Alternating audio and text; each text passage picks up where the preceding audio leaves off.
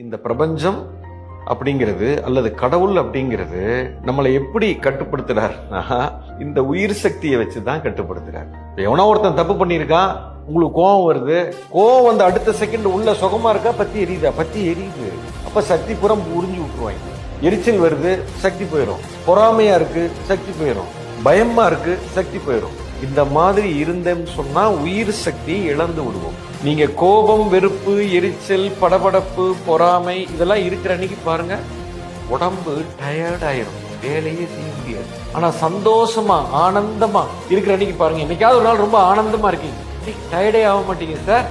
குறிப்பா ஒரு மனிதனுக்கு எப்பொழுதுமே களைப்பு இருக்கு அப்படின்னா உணர்வுகள் தவறாக இருக்கிறதுன்னு அர்த்தம். அத உணர்வை மாத்துங்க, அன்பா இருக்க தொடங்குங்க, நேசிக்க தொடங்குங்க, நன்றி உணர்வோட வாழ தொடங்குங்க. இப்போ உங்களுக்குள்ள சக்தி இருந்துகிட்டே இருக்கு, குறையவே குறையாது.